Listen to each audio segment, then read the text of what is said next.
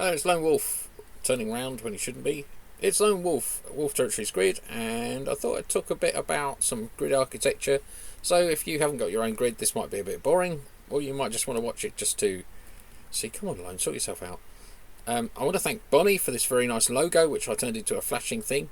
Don't really think I'm the king of all grids, but it's a nice little logo, and I kind of liked it, so I thought I'd show you. Thanks, Bonnie.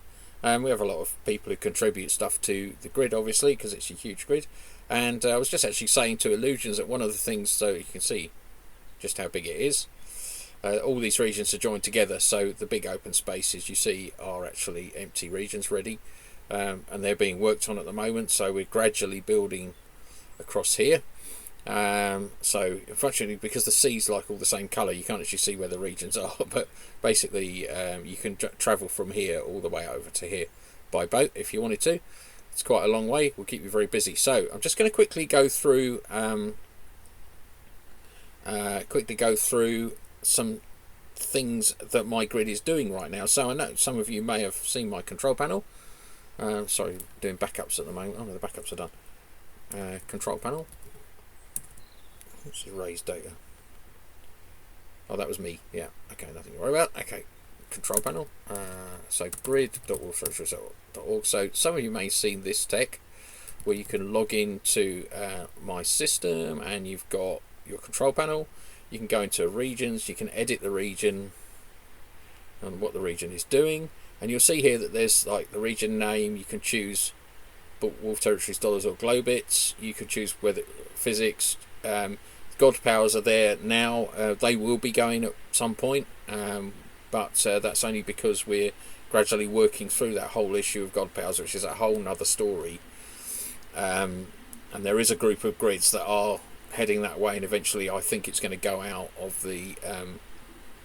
it'll actually not be in OpenSim. You won't have God powers because of copyright infringements and all kinds of things that we've had to deal with. It's just going to make life a bit more sane and encourage creators from other grids like Second Life to come over and build stuff in OpenSim. So you've got this control panel, so you can go in and edit your regions. Now, but how do you make that work when you've got like 11 region servers sitting out there full of regions? How do you keep those opensim.ini files and the config.inis updated to the right thing? So what I used to do is I actually had some scripts that would actually load up opensim.ini, fiddle around with it, and put it back down again, and it just was really untidy and not very nice. So now what I do is I wrote some code, and what it does is it imports opensim.ini is now stored in a database with 3 fields: data key, data value, and data section.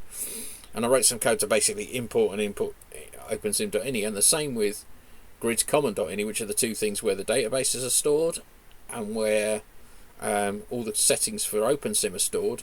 The region data is transferred. You can actually send the region data via an API, so when the region starts up, it calls one of my APIs with a piece of information, and that information tells the server to say, oh, this is the region, this is where it is, this is who owns it, and everything like that. And likewise, when it loads, I've got another database, my regions database, which is here, and this drives the whole grid. So basically the whole grid is driven from the information within this. So what happens when the region starts is it loads up opensim.ini, this database, it goes through each record and constructs an opensim.ini file, which is very small because it doesn't have any remark statements and it's just data. And gridcommon.ini, and it constructs it based on what is in the regions folder, regions record for that region.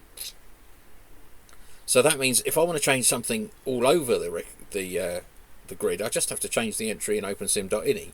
So if it's something like where are the map tiles stored, for instance, I just change it in here and run a region restart across the grid, which takes ages. But so we then, with my grid, I tend not to restart things unless we really have to. So if I do a region restart, there's a very, very good reason why.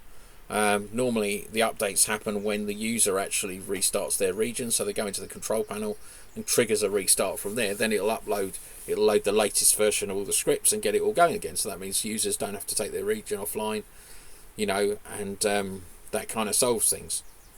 So that's the way that I do it. That's how I support. I don't know what we're at now. Let's have a little look. I support 1,246 4x4 regions. That's equivalent of Second Life 19,936 regions.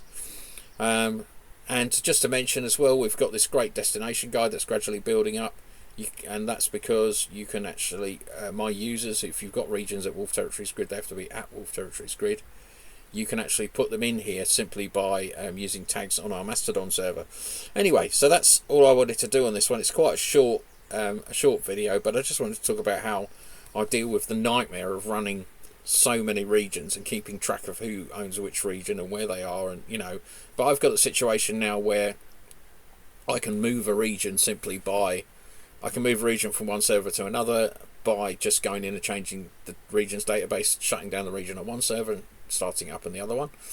I can move a region's position just by changing the X and Y pos in the database and restarting the region.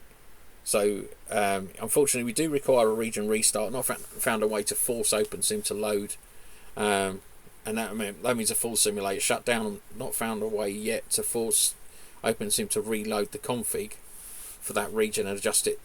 But I think, to be honest, it's much cleaner if it actually does do a complete restart, because it's always good for them as well, because it clears the asset cache, it gets things all cleaned up and ready to roll.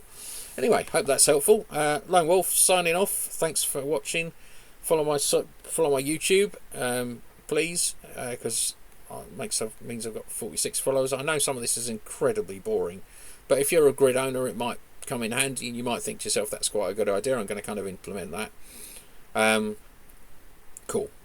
And if you're not a grid owner and you're looking to rent some land, shop.wtgrid.net. You can come rent a region or two on mine, or 100, and 1 and 2 regions are bought up normally within about 10 minutes because the grid does it on its own. So it'll get you going and you get you started, and you come and join the community here. We've got a great community growing. That's it. So grid.wolfterritories.org is the main website. Shop.wtgrid.net is the shopping website where you can rent the regions, but you need an avatar on Wolf Territories Grid before you do. Thanks very much.